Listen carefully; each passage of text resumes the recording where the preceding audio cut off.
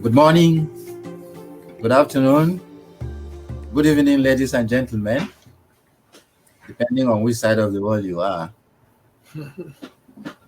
Hope you can all hear me. On behalf of UNIDO, I welcome you all to the side event on biofuel industry, focusing on the opportunity for self-reliance and security in energy, enabling progress towards sustainable development goals and the nationally determined contributions. During this side event, we will be launching a UNIDO publication on bioenergy, and thereafter we will have presentation from panelists on bioenergy. It's a form of renewable energy that is referred to as biomass. It can be used to produce automotive fuels, commonly referred to as biofuel, can be used to produce heat, electricity, and products. Bioenergy resource couples energy and agriculture with high potentials for increasing energy access, job creation, economic empowerment, and environmental benefits, including climate change mitigation. Thus, bioenergy development enables progress towards achieving the SDGs 7, 9, and 13 on universal clean energy access, climate action, and industry innovation and infrastructure, respectively. The UNIDO publication on bioenergy, titled The Role of Bioenergy in the Clean Energy Transition and Sustainable Development, Lessons from Developing Countries, will be presented by Mr. Ludovic Lacroix, while Mr. Tariq M. Tara, Director, Department of Energy, UNIDO, will thereafter launch the book. At the end of the book launch, I will introduce panelists who would make short presentations of not more than 5 minutes each on selected topics with regards to bioenergy. We will then go into an open discussion on the issues raised by the panelists. Questions from the floor will thereafter be entertained, and finally, we have a wrap-up. Ladies and gentlemen, may I now call on Dr. Ludovic Lacroix for the book presentation, please. I now invite Dr. Lodo for the book presentation. Professor, it seems I'm looking at the chat. Ludovic is having a problem to log in. They're sorting out his connections. And meanwhile, maybe I can jump in. Can we...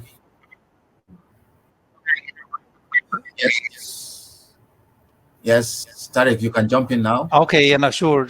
I mean, I can at least do the introduction while Ludovic is sorted out. If not, I can invite any other member of the team to come in and present the report. Well, first of all, thank you very much, Professor Eli, for the opportunity, and for all the panelists, and for the project team from UNIDO that's working on bioenergy. Just to give you a bit of context, I mean, the reason why we wanted to use this, the Vienna Energy Forum,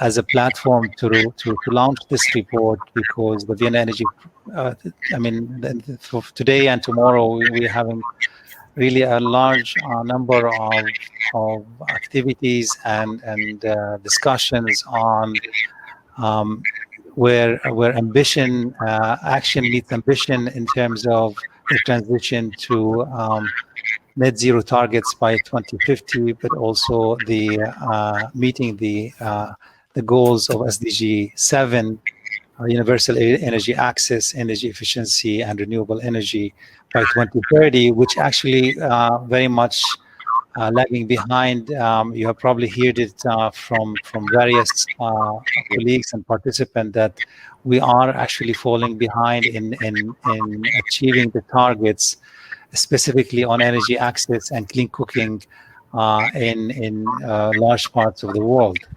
Having said that, I want to come back to the issue of bioenergy because if you have listened recently to or seen the recently released report on the roadmap to net zero by 2050 released from IRENA, specifically looking at the role bioenergy and biomass plays in this transition is quite significant. We're talking about an increase from a share within the renewable energy mix from 3% today to almost 18% by 2050.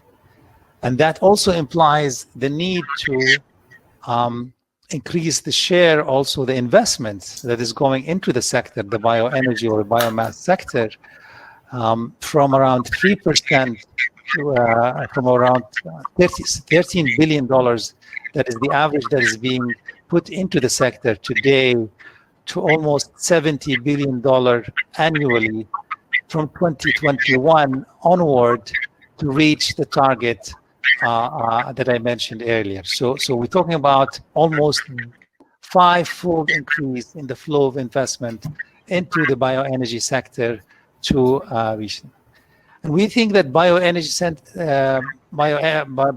technologies and value chains are important in a number of dimensions. Not only that they are taking us towards fulfilling this net zero target by 2050 and delivering energy services, but also in the context of developing countries, they play a very important role in terms of supporting the development of local economies, helping to reduce the dependency on imported fossil fuels, creating jobs. So they have a broader implications in local economies in many of the countries where we work and live. From that point of view, I think we have, and that's why UNIDO, as an industrial development agency, and particularly the Department of Energy, we have worked around the sector for the last 15 years to trying to support our member states, particularly in developing and least developing countries, to build capabilities for engaging in the conversion of biomass into different fuels and into electricity generation, and piloting also technologies for biogas, bioethanol, and solid biomass in a variety of contexts.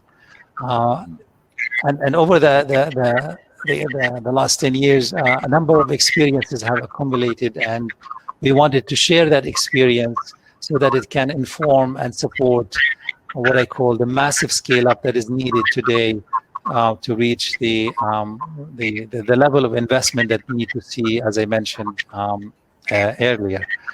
So with this, the report that Ludwig will have the opportunity to present also gives us a number of case studies where we have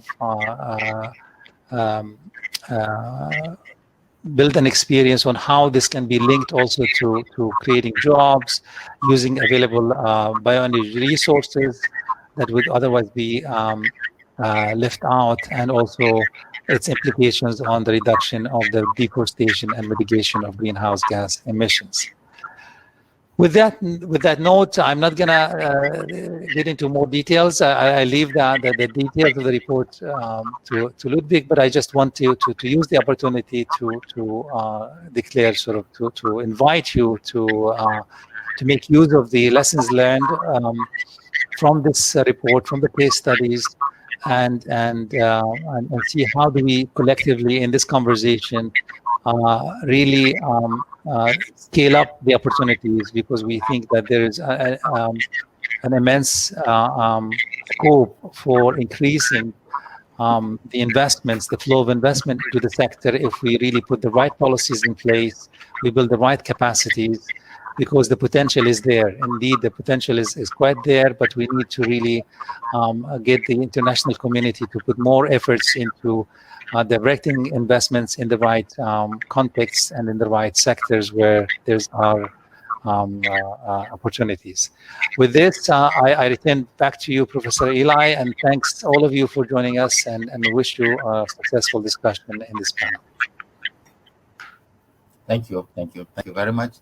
Certainly the book is going to be very resourceful and will be a source of information to many who are interested in the bioenergy development, biofuels, now and in the future. So thank you very much for that. I think you have done the launching. You've done the launching, is it not? You've done the launching. Professor Bala, yes, please. Can you hear me? Yes, is that Ludo? It's Ludo, yeah. So I have a problem with the camera, but I can make the presentation without it. Okay, please carry on. Please carry on. Yeah, we're happy to hear you. For the screen, if that's not you yourself, but if someone can share the screen for the PowerPoint presentation. Pardon? Can someone share the screen for the PowerPoint presentation, or do I need to do it? Do it from your end. Do it from your end, please. Okay. Just a second. Share the screen.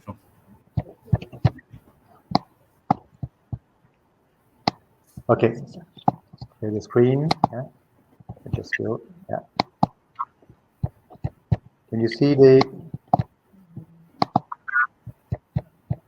No. Yeah. Share.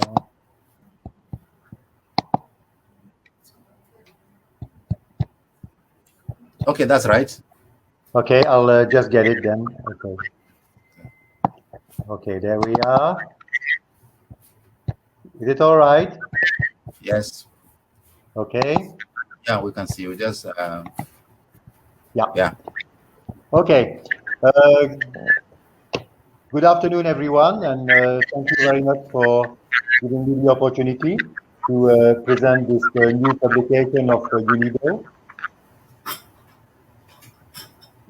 The name of the publication, the title of the publication is Role of Bioenergy in the Clean Energy Transition and Sustainable Development. This is the subject of the day, and I want to share with you what's the content of this report, and I believe that it will be a useful document for people who want to develop or implement bioenergy projects in developing or least developed countries.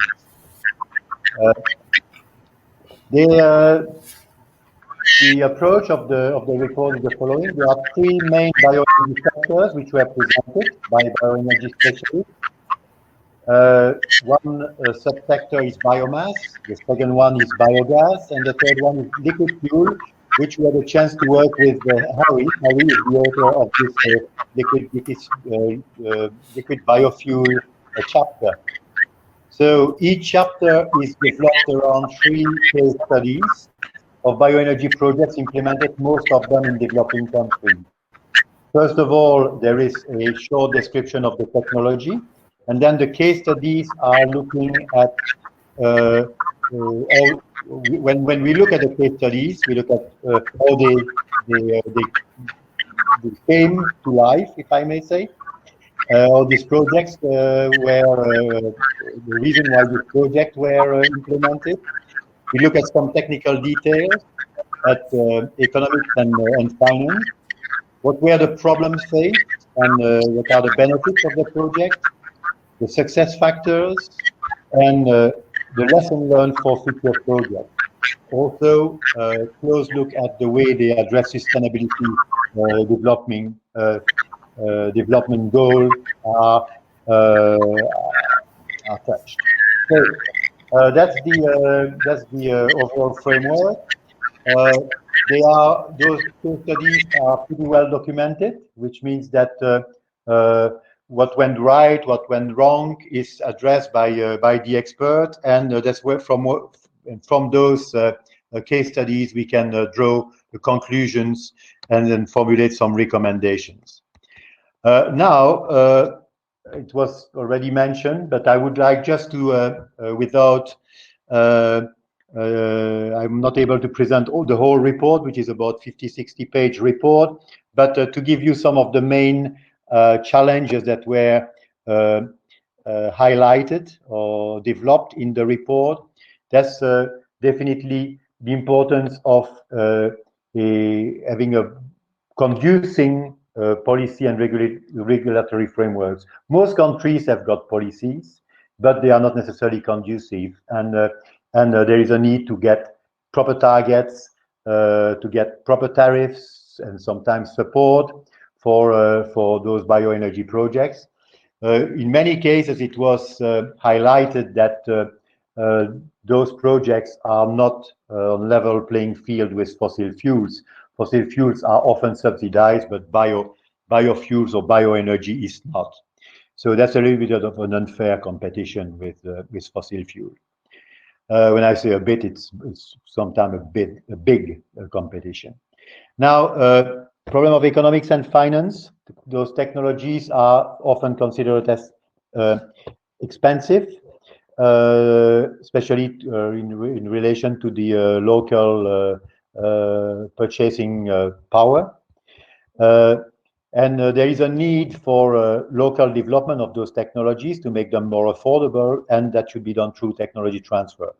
There is in the report a very good case study on a South-South technology transfer in Southeast Asia on the cassava, bioethanol from cassava. I really invite you to read that section particularly, but there is also a report published by UNIDO on that project, which is extremely well documented. In terms of financing, there is definitely a lack of confidence of banks to get involved in those projects because they are not familiar with the technologies, or the technologies are considered as too expensive, or they are not convinced about the returns on the investment, and also a lack of equity from the investors. A key point is the feedstock availability for those bioenergy. Also the process and the technology, but I'll specifically now talk about the supply chain and the security of supply for this waste or this biofuels. We should always look at the competing uses, and the competing uses there is one which was mentioned already in the introduction, is the competition for food that should be avoided, but there is definitely enough residues in agro-industries and in the agricultural sector that can be easily tapped without touching the food supply, very sensitive issue. Then the appropriateness of the technology is a key. Very often technologies were transferred, but without making sure that they could be easily absorbed by the local population. So the technology must be proven, that's the first thing, but also be adapted. And so that also requires new technologies, especially like the biotechnologies required capacity building, the capacity building at all levels, from farmers to operators. Banks needs also to be educated. Policymakers need to be sensitized and get the confidence in those technology, academic researchers, and so on. And it's important to have proper awareness creation campaigns for those technologies through seminars, site visit whenever there is a project already implemented, and other kind of documentation. There's a very brief teaser that I just provided you with. So I really encourage you to read this report, which is, I would consider, one of the most practical report that you will find on the subject. So thank you very much for your attention, and wishing you a very good reading of this new publication. Thank you very much, Mr. Ludo. Yeah. Dr. Ludo, thank you very much for that presentation of the book. And I think we can now proceed as we planned. Is Tarek still there? Is Mr. Tarek still there?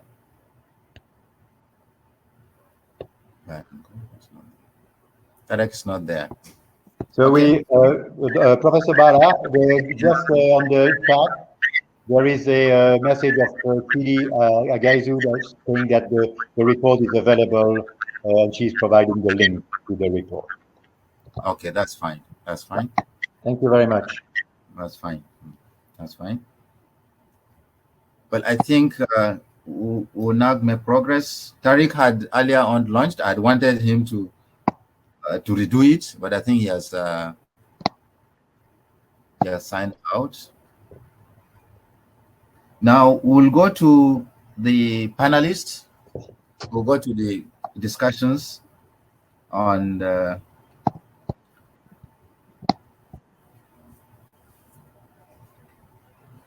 discussions that will now hand over to, I think, Mr. Who's the other guy? We'll hand over to the three panelists who are going to discuss issues, and I would like to introduce the panelists, and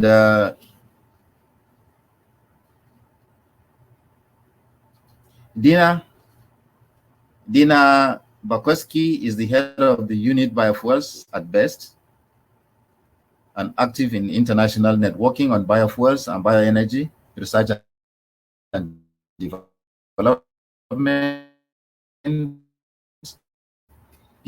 Vice chair of the IES Bioenergy, Australian representative in IEA Bioenergy Task 39 on liquid biofuels, and chair of WG2 on conversion technologies of ETIP bioenergy. I think if she's around, we'll give her the floor to speak on state of the art for biofuels global perspective. Dina? Thank you very much, Professor Eli. I will first try to share my presentation because I have brought a couple of slides, not very many, but some introductory slides here. So do you see my presentation here? And in presentation mode, hopefully. So does this work? Should be full screen. Yeah. Make it full screen. I already did. Do you see it full screen now? But yet. Okay. So thank you very much for having me here on this panel today. And I would like to just say a very few statements about bioenergy, or more actually ethanol in particular. Ethanol is already a global commodity, although our main producers are USA and Brazil and China and others. And you can see that there has been a global increase in ethanol production and biofuels production in general after the year 2005 to 2015 in particular, and then it has slowed down a bit. But it is really widely traded commodity product that can be used both as a transport fuel, as a blending component in gasoline. And here you can see how many countries around the globe have already implemented ethanol as a blending component in the transport fuel. But ethanol quite nicely can also be used as a clean cooking fuel. And given that 2.6 billion people still lack access to clean cooking solutions, ethanol really can provide a big opportunity to these countries to build up ethanol production and use to the best of their people. If introducing ethanol, then you have multiple benefits, and it contributes to 10 of the 17 Sustainable Development Goals. If you use the ethanol as a transport fuel, obviously you will have greenhouse gas emission reductions, helping you to comply with your national determined contributions to the Paris Agreement. And it will also result in foreign exchange savings. If you use it as a clean cooking fuel, it does avoid indoor air pollution, and also it does avoid deforestation that comes from collecting the firewood. And another important issue is that you will also create jobs and income along the value chain. So both in the agricultural sector, where the feedstock is produced and handled, as well as in the industrial sector for the production of ethanol and distribution of ethanol. Just a glimpse on the greenhouse gas emission reductions. Depending on the feedstock used, they can be really, really huge. So in the case of sugarcane-based ethanol production, it's about 80% less greenhouse gas emissions compared to gasoline. So even though you would just use it as a blending component on E5 or E10 level, this still gives significant greenhouse gas emission reductions. And here is an overview of cooking stoves and fuels in use. And you can see that ethanol is among the cleanest cooking solutions with very low particulate matter emissions, and that can clearly improve the health conditions. Finally, Brazil can serve as a best practice example. Already since 1931, they have introduced ethanol and then refreshed the program in the 1970s and overhauled the program many times, but they have really impressive substitution of fossil fuels with ethanol. So they have 27% of ethanol in the regular gasoline. And biofuels lead to more than 20% greenhouse gas emission reductions from the transport sector in Brazil. The sugarcane and ethanol production sector contributes 2.4% to the GDP. And the jobs attributed here are 2.3 million direct and indirect jobs. So this was just a brief glimpse into what I wanted to provide you a brief overview on what biofuels can do for a country and what advantages and benefits countries can have from establishing an ethanol production and use in their country. Thank you. Thank you, Dina. Thank you, Ms. Dina. I've had the advantages of biofuels, job creation, emissions reduction, and of course, to countries that import fossil fuels, they will have reduction in foreign exchange. So thank you very much for that brief presentation.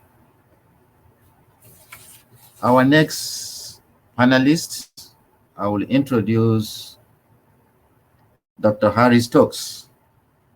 Dr. Harry Stokes, are you there? I am here.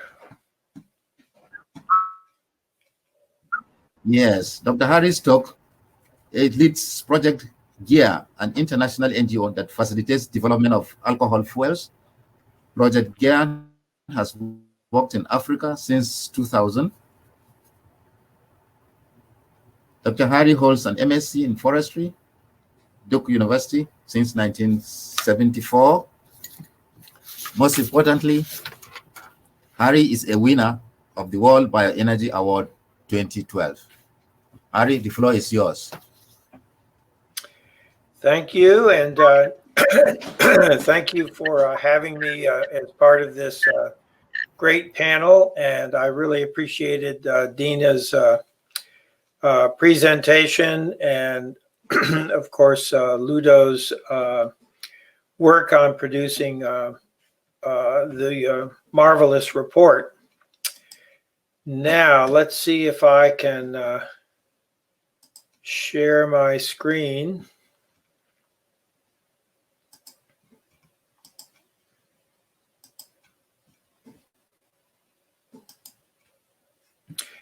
Can you see my slide presentation?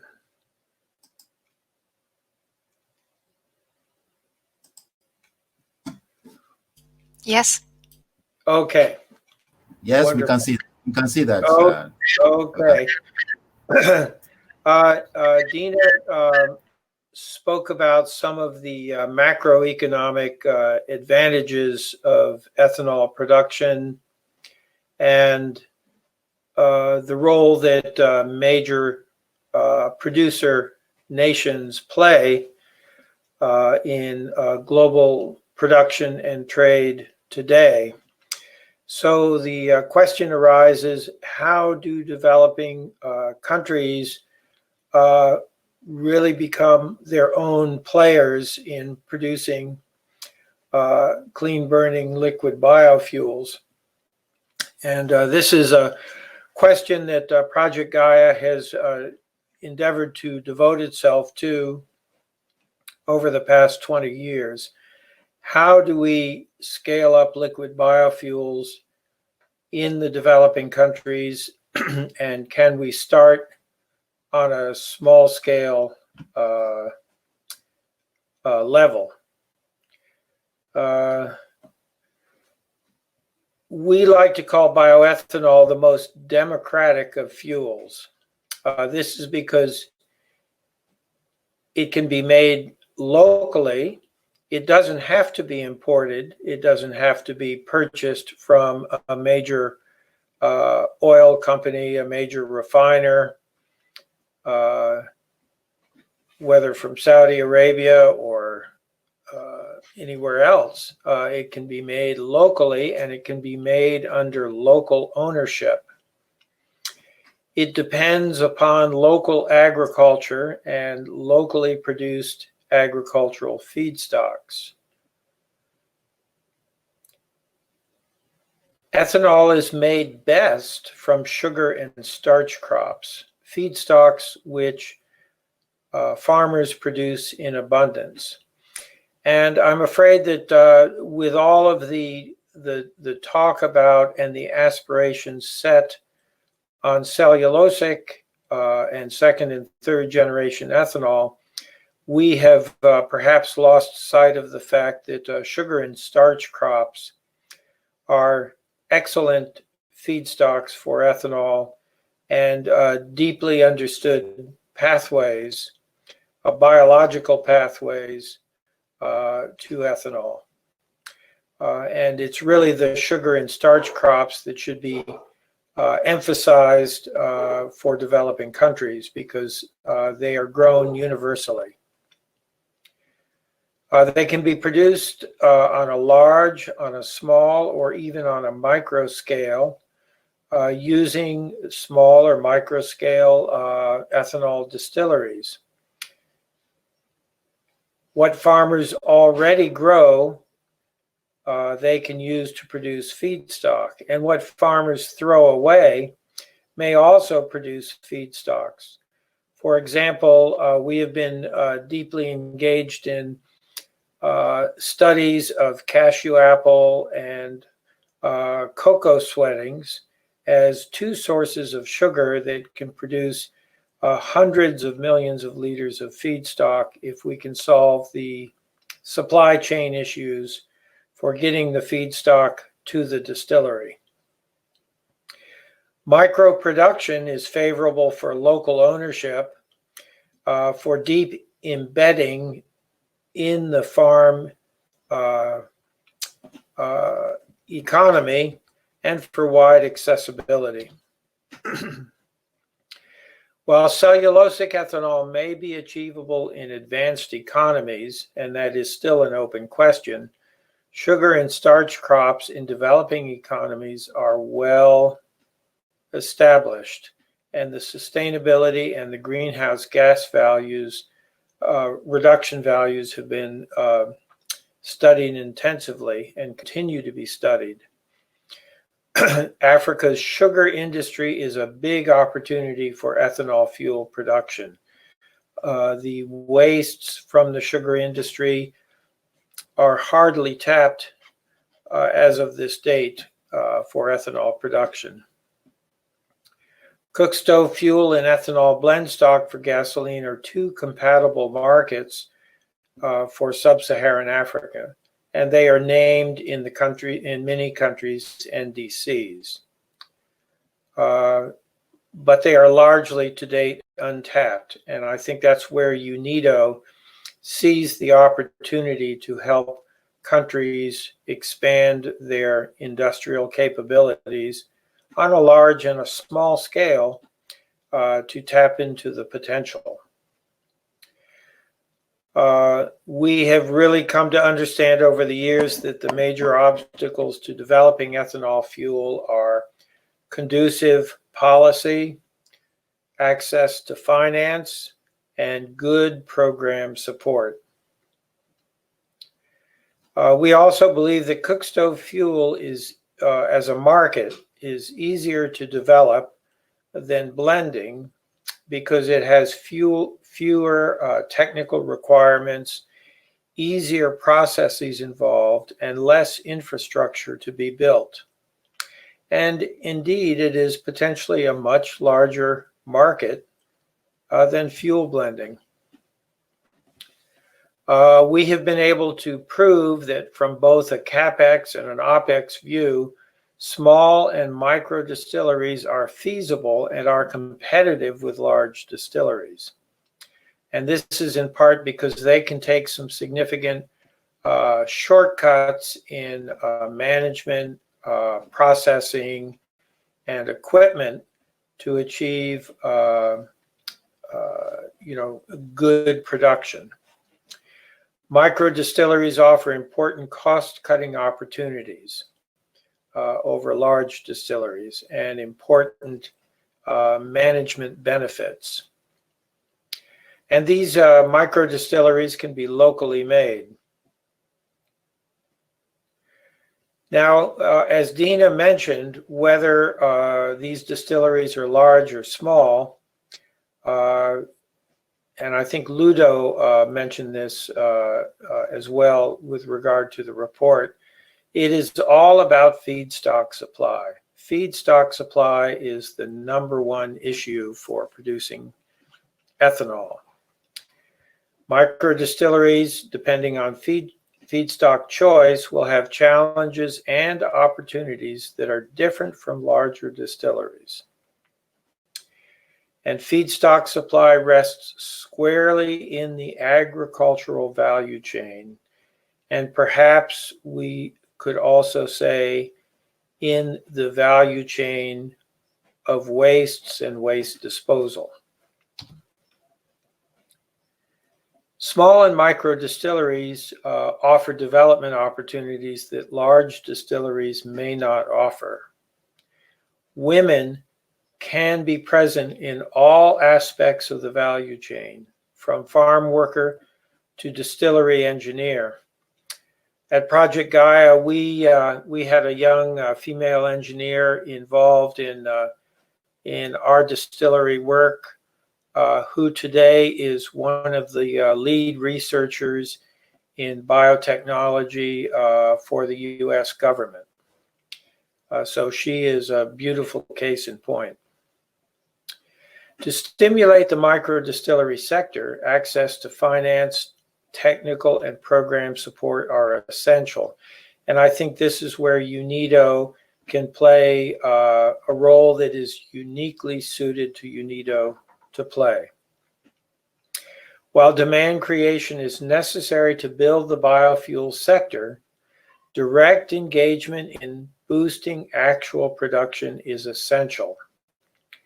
Today in Africa, our largest impediment is lack of fuel. We suffer from lack of fuel. We need more biofuel, and we invite producers in to produce more biofuel. The markets are there. We need the production.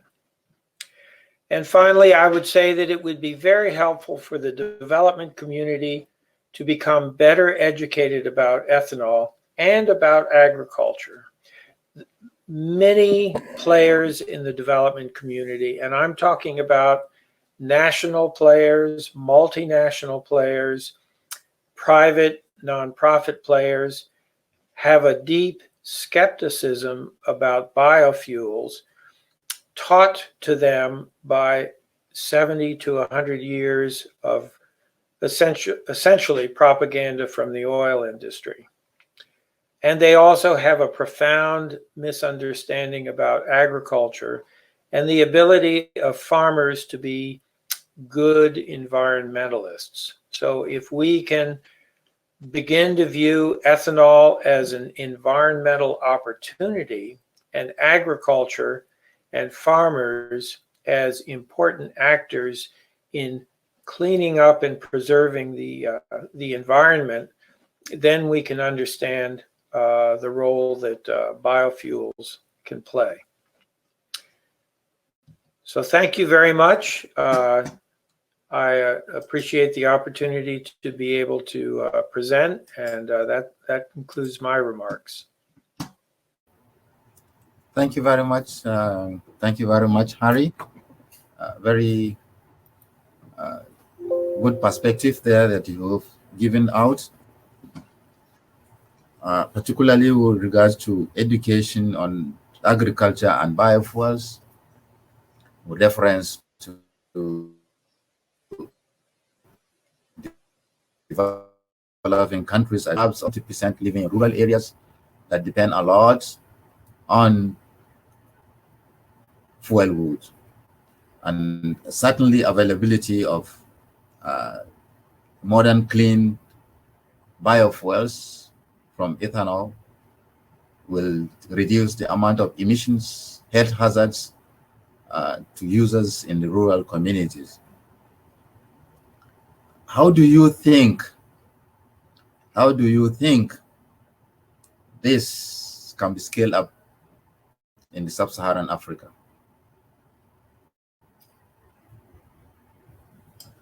Is that a question for me, Professor Eli? Yes, yes. Please, let's have your insight on that. Okay.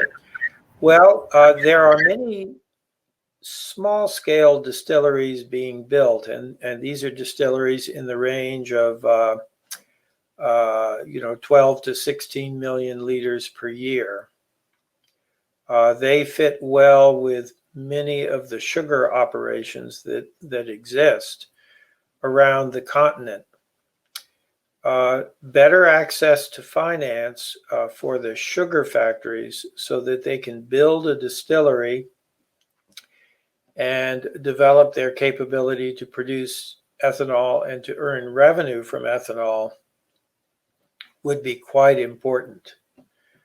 And we have really drilled down into the finances of building and operating ethanol plants. And we believe that if properly managed, they are potentially very profitable, and they provide an important revenue stream to sugar factories. And of course, power production is the other element in that. And indeed, Brazil has been preaching for years the approach that they have taken of sugar, ethanol, and power as the key to success. Now, we also think that micro distilleries hold an enormous opportunity. These are distilleries that may produce anywhere from 1,000 to 5,000 liters per day. You know, that's 300,000 liters per year. These distilleries can be built quite cheaply, and they integrate well with farming operations, whether it's sugarcane or cassava or a waste product like cashew apple or cocoa sweatings or another crop like sorghum or millet. These micro distilleries fit well into the picture of local and regional agriculture, and they also can produce important co-products and co-benefits. For example, today we're looking at a distillery project in Ethiopia that would process unmarketable beans left over from bean production, sorting, and exporting. And processing and distilling these beans can produce protein for human consumption, protein for animal consumption, and ethanol for fuel use. And also many of these small plants can produce valuable compost and fertilizer for the field. So if done properly, these small and micro plants offer a lot to the local economy. So I think it's all about financing to get more of these projects on the ground, and the concept of the smaller, more friendly approach to the local economy to get these proved out, and then to increase the number of these projects.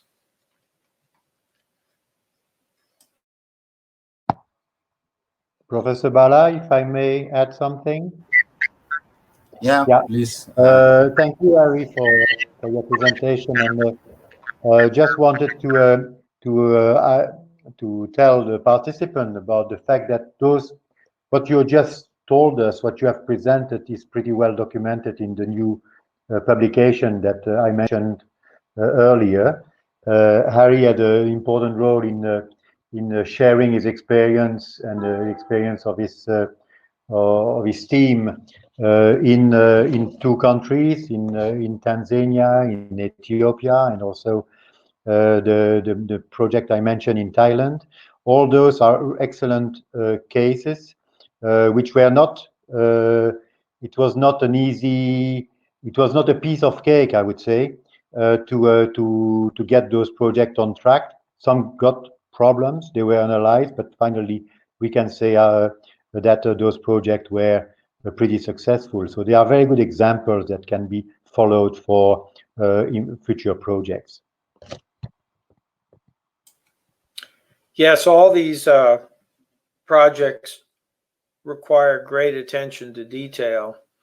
And I think that's one thing that UNIDO really offers, is the programmatic support of these projects to be able to help the local developers really pay attention to detail. Often it's not difficult or a highly technical detail, but nevertheless, it's quite important.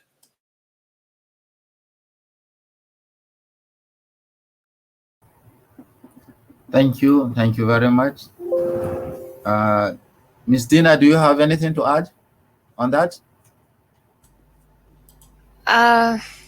Just very briefly, because I think that this has been an excellent overview by Harry, and I had also a glimpse into the report yesterday that Ludo presented, and I think it is really an excellent report and provides a lot of detailed insights into these case studies and the general overview on what are the important aspects.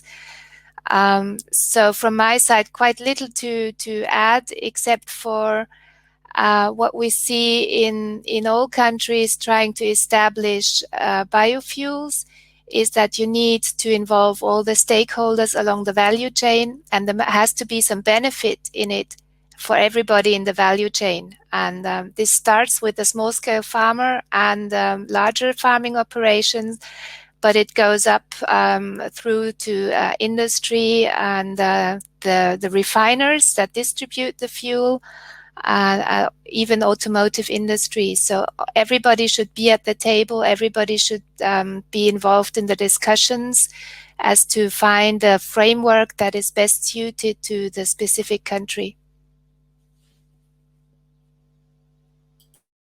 Fine, thank you. A lot of the countries, a lot of the developing countries, financing usually is easily accessible through cooperatives. What role do you think cooperative societies, particularly in the rural areas, that will boost biofuel for biofuels production in developing countries? Harry, you can start. Well, I think cooperatives can be very effective in feedstock, in helping to finance feedstock production, and equally instrumental in demand creation. So in feedstock production, for example, being able to purchase the proper sugarcane varieties, and to develop the cuttings for planting the fields, especially on new plantings. This is a place where a cooperative can finance the plant material for planting the fields. Over on the side of demand creation, cooperatives can help finance the purchase of stoves, which is often the impediment to expanding the market for ethanol fuel. It's a very small barrier to overcome. These stoves, these ethanol stoves, are rather cheap, but nevertheless, they may be double the cost of an improved charcoal stove, of a traditional charcoal stove, maybe less than the cost of an improved charcoal stove. And so they do require access to microfinance, the ability to take out a small loan for 1 to 3 months to purchase the stove. So cooperatives would be ideally suited to provide finance for this as well. But I think the banking community and the development banks need to step in to provide low-cost capital to developers to build plants. That's too big generally for the cooperatives. The cooperatives can help with cash flow, but I think the lending institutions need to step in to provide the finance at a reasonable market rate, or even a concessional market rate. The micro distilleries can be built for under $500,000 and sometimes for $250,000 or less. This is not a lot of money to borrow. These plants can pay for themselves in 2 to 3 years, but they can't be built without that access to finance.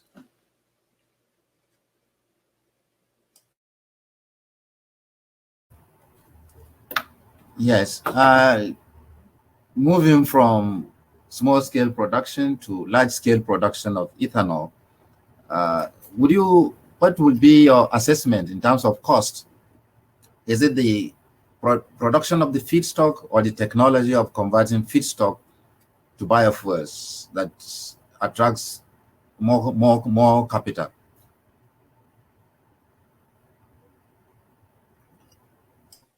Dina, do you have a perspective on that? I have just very rough estimates. The feedstock component usually is larger than the investment in the conversion technology, but I don't have any exact figures or values for that. That would be our experience too, that developing the agricultural production is the major investment. It's usually more than building the distillery. We're working on a project in Ghana where I think the cost of developing the farms, the cassava farms, are $10 to $15 million. The plant itself, it's about a 35,000 liter per day plant. is approximately $8 million. So again, developing the farm is the most significant investment. This is a farm that will use all of the most up-to-date and advanced measures for producing cassava, high-yield cassava. Well, it's we're almost there. Time is ticking. I don't seem to see any questions from the floor. I can't see. Okay, there is one from Anonymous. What are the main drivers and policies to encourage the development of biofuel industry in least and developing countries? What are the main drivers and policies to encourage the development of biofuel industry in least and developing countries? Dina, do you have a take on that? Yeah, so of course it depends whether this goes for the transport fuel use or application or the cooking fuel application. I think each country has to think about the strategic priority, and in many countries health issues and lack of access to clean cooking might be prevalent, so then that will be the main driver. And the greenhouse gas emissions from the transport sector are probably not yet so significant. In any case, the ethanol can serve both markets, and I think the driver, be it greenhouse gas emissions, be it health improvement, probably also the deforestation is a big problem in some countries. So all of those you need to be aware of, and you need to create the policy in the right way. For introducing biofuels into countries as transport fuel, a blending mandate has been the most successful, just mandating it, but of course at the same time you have to stimulate the production and provide the private sector access to financing and a way how to get to the market. So this will be true for the least and the developing countries, just as it is true for other countries. Yeah, I would add that the primary policy tools available to national governments is taxation policy. So recognizing ethanol as a fuel, defining it as a fuel, creating a standard for ethanol fuel, whether for blending or for cooking, are the first steps. Then second is tax incentives to allow a new market to develop. So for example, VAT reduction or VAT holiday on ethanol fuel for a period of time to let it get established. And this is no different from what has been done for LPG, or in the past, what was done for kerosene or automotive fuels. So VAT reduction or exemption. And then countries should not be afraid to import ethanol fuel as a way to jumpstart a fuel market. And this can involve a temporary relief from import duties to allow the fuel to reach the market cheaply enough to compete head-on with petroleum fuels. So in summary, VAT and import duties are two important tools that national governments have to give ethanol a level playing field with other fuels so that they can establish themselves in the market. Thank you. Thank you very much. I think our time is up. We were unable to, from Ministry of Energy Tanzania, to share his own perspective. But all the same, I think we've had a very brilliant time, very useful time, very educative time on the bioenergy, how it affects climate change, and how it also affects the economy of nations, creates employment, it creates economic empowerment, and also is climate friendly. I would like to thank UNIDO for giving us this opportunity to take part in these side events during this Vienna Energy Forum.